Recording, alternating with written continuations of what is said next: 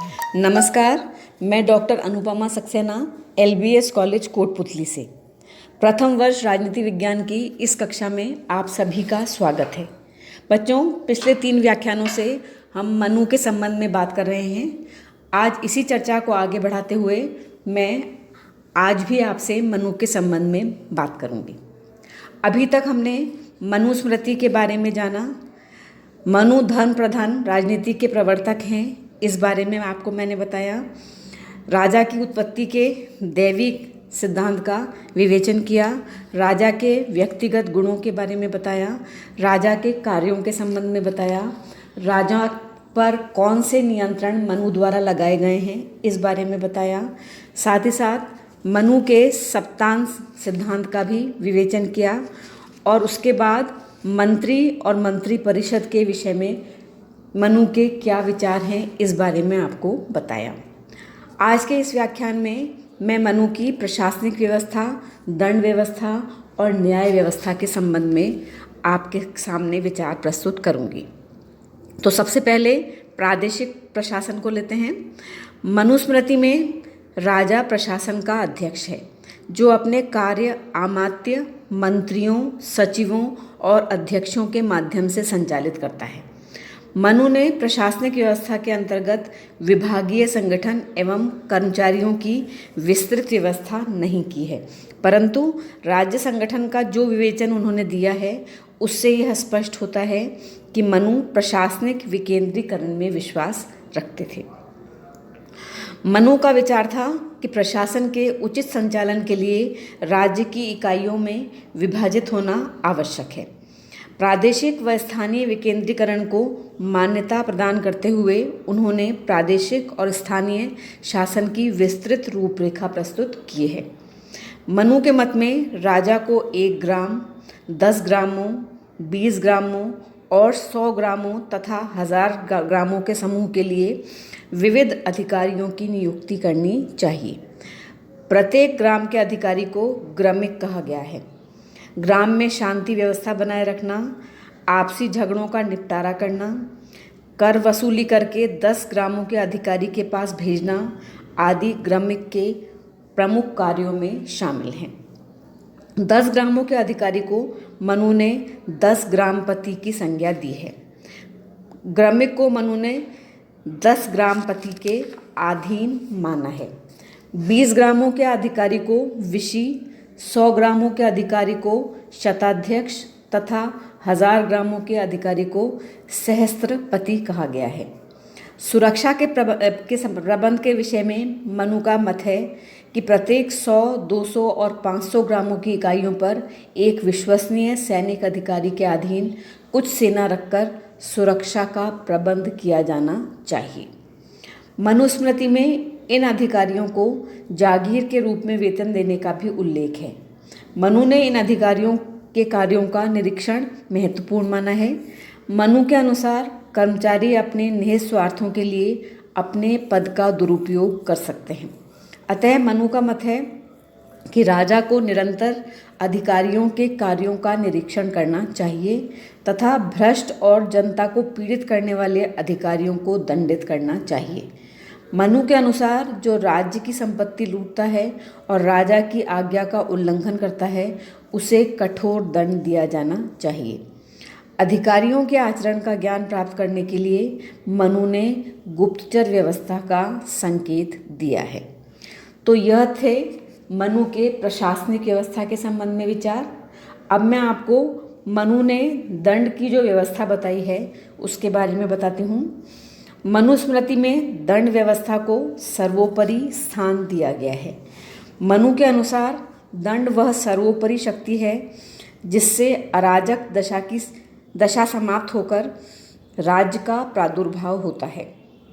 मनुस्मृति में कहा गया है कि मनुष्यों का आचरण शुद्ध बनाए रखने के लिए इन्हें स्वधर्म के मार्ग पर चलने पर विवश करने के लिए दंड शक्ति की आवश्यकता होती है। इसलिए ईश्वर ने दंड की सृष्टि की है तथा उसका प्रयोग करने के लिए राजा को बनाया है। मनु के अनुसार दंड राज्य रूपी वृक्ष की जड़ है जो धर्म रूपी पुष्पों के रूप में पल्लवित होता है। दंड न्याय का रक्षक तथा कानून को क्रियान्वित करने का साधन है। मनु के अनुसार दंड धारण करने वाले व्यक्ति के लिए विशेष योग्यताओं की आवश्यकता होती है। यदि राजा में यह क्षमता नहीं है तो उसे पद धारण करने का अधिकार नहीं है। मनु सत्यवादी, सोच समझकर कार्य करने वाले, बुद्धिमान तथा धर्म, अर्थ और काम के वास्तविक स्वरूप को समझने वाले राजा को ही दंड का वास्तविक अधिकारी मानते हैं। मनु ने दंड के उचित प्रयोग पर बल दिया है। मनु ने कहा है कि दंड का भली भांति और उचित प्रयोग करने वाले राजा का धर्म और अर्थ और साधन बढ़ते हैं। इसके विपरीत दंड का दुरुपयोग करने वाले क्षुद्र प्रकृति के राजा उसी दंड के कारण विनाश को प्राप्त करते हैं। मनु ने दंड को अत्यंत तेजस्वी माना है और कहा है कि इसे संस्कार विहीन राजा धारण कर ही नहीं सकते।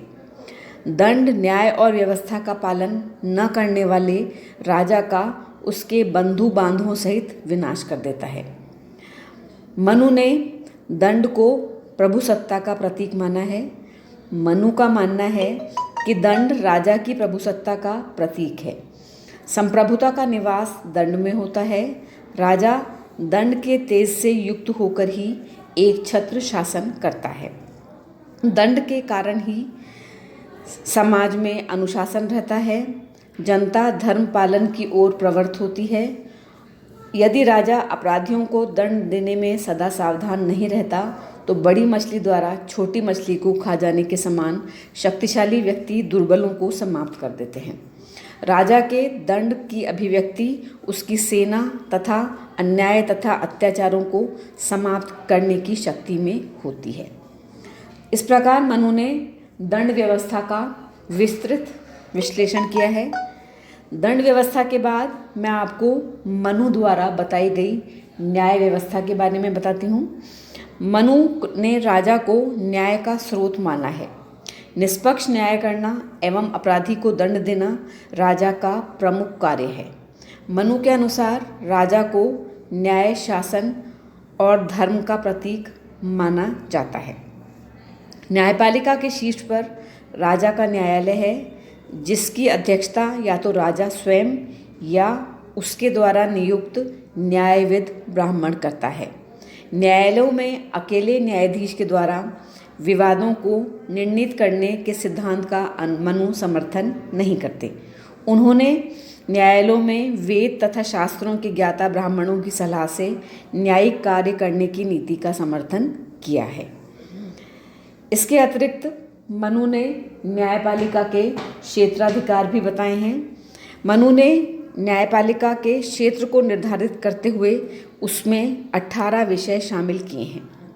पहला, ऋण लेकर न देना अथवा बिना ऋण दिए ही मांगना। दूसरा, धरोहर में गड़बड़ न करने देना। तीसरा, वस्तु का स्वामी न होने पर भी उसे बेचना। चौथा, साझे का व्यापार। पांचवा, दान में दिए पदार्थ को वापस लेना। अगला, कर्मचारियों को वेतन न देना, प्रतिज्ञा पत्र का पालन न करना, क्रय विक्रय में झगड़ा करना, पशु के स्वामी और पशुपालक के मध्य विवाद, सीमा संबंधी विवाद, गाली गलौज, मारपीट, चोरी, छीना झपटी, पर स्त्री हरण, स्त्रियों और पुरुषों के पृथक पृथक धर्माचार, धर्म का विभाजन, द्युत और पशु युद्ध में जय पराजय के दांव, ये सभी न्यायालय के क्षेत्राधिकार के अंतर्गत आते हैं। मनु ने न्याय की विधि भी बताई है। मनुस्मृति में न्याय विधि का वर्णन करते हुए कहा गया है कि राजा अथवा राजा द्वारा नियुक्त ब्राह्मण को 3 सभ्य पुरुषों के साथ सभा में प्रविष्ट होकर एकाग्रचित्त खड़े होकर राजा द्वारा देखे सुने जाने वाले विषयों को सुनना चाहिए। मनु ने राजा की सभा अथवा उसके द्वारा नियुक्त ब्राह्मणों की सभा को धर्म सभा की संज्ञा दी है। न्यायालय में जो व्यक्ति या प्रत्यक्ष न्याय की भिक्षा मांगता था उसे अर्थी तथा जिस व्यक्ति के विरुद्ध वह शिकायत करता था उसे प्रत्यक्षी कहा जाता था। राजा विवादों को निपटाते समय अपराधियों के बाहरी चिन्ह जैसे स्वर, चेहरे का रंग, नीचे ऊपर देखना, घबराहट, पसीना आदि मनोभावों से यह जानने का प्रयास करता था कि वह अपराधी है या नहीं। मनु ने विवादों के दल के संबंध में प्रमाण को भी अत्यधिक महत्वपूर्ण माना है। उन्होंने प्रमाण के 4 प्रकार बताए हैं, जिसमें पहला है लेख प्रमाण, दूसरा भोग प्रमाण, तीसरा दिव्य प्रमाण और चौथा साक्ष्य प्रमाण। मनु ने लिखित प्रमाण को महत्व दिया है। बलपूर्वक लिखवाए गए प्रमाणों को वे उचित नहीं मानते। मनु ने भोग प्रमाण को भी महत्ता दी है। मनु के अनुसार किसी वस्तु का एक निश्चित समय तक उपयोग करने पर व्यक्ति उसका स्वामी बन जाता है। इसके अलावा दिव्य प्रमाण का उल्लेख करते हुए मनु ने कहा है कि यदि अन्य प्रमाण न मिले तो दिव्य प्रमाण का सहारा लेना चाहिए। दिव्य प्रमाण के अंतर्गत शपथ लेना सम्मिलित है। इसके अतिरिक्त साक्ष्य प्रमाण को विश्लेषित करते हुए मनु ने कहा है कि साक्ष्य प्रमाण प्रामाणिक होता है। साक्षी के संबंध में मनु ने अनेक प्रकार की योग्यताओं और अयोग्यताओं का विवेचन किया है। उच्च कुल में जन्मा, गृहस्थ, घटना स्थल के समीप का निवासी, देश, जाति, कुल आदि के धर्म का ज्ञाता आदि गुणों से युक्त साक्षी माना गया है। विवाद के पक्षों के वर्ण वाले व्यक्ति तथा स्त्रियों के विवाद में स्त्रियां भी साक्षी हो सकती हैं। विवाद के पक्षों के संबंधी कारीगर, नट, ब्रह्मचारी, सन्यासी आदि को साक्ष्य के लिए अयोग्य माना गया है। इसी प्रकार दुष्चरित्र व्यक्ति, बालक, वृद्ध तथा मानसिक दृष्टि से अस्वस्थ व्यक्तियों को भी साक्ष्य प्रमाण के अयोग्य माना गया है।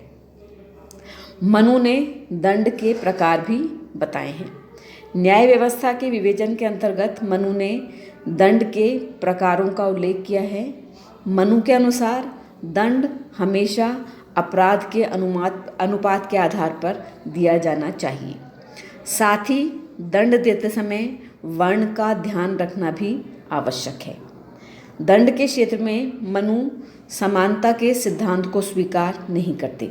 मनु के अनुसार यदि राजा कोई अपराध करता है तो उसे साधारण व्यक्ति से 1000 गुना दंड दिया जाना चाहिए।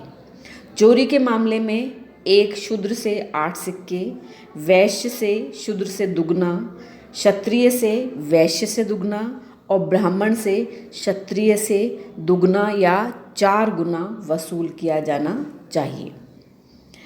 मनु ने दंड के प्रकारों में जिन दंडों का उल्लेख किया है उनमें पहला है वाग्दंड, जिसका अर्थ है समझाना बुझाना और डांट फटकार। दूसरा है दिग्दंड, जिसमें अपराधी को धिक्कारना एवं उसकी निंदा करना शामिल है। तीसरा है धन दंड। धन दंड का अर्थ है जुर्माना लेकर मुक्त कर देना। इसके अलावा काया दंड, जिसके अंतर्गत कोड़े से मारना, अंगभंग करना या अंग छेदन करना काया दंड में शामिल किए जाते हैं। इसके अतिरिक्त मनु ने कारागार दंड का भी उल्लेख किया है। इसका अर्थ है बंदी गृह में सजा हेतु व्यक्ति को भेजना।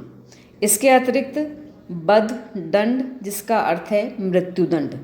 इसके अतिरिक्त मनु ने जाति बहिष्कार दंड, प्रायश्चित दंड और संपत्ति हरण दंड का भी उल्लेख किया है। तो बच्चों, ये थे मनु के प्रशासन, न्याय और दंड संबंधी विचार। आज के व्याख्यान में आपको मैं इतना ही बताऊंगी। अगले व्याख्यान में मैं मनु के सामाजिक विचारों के संबंध में आपके साथ अपने विचारों को साझा करूंगी। धन्यवाद।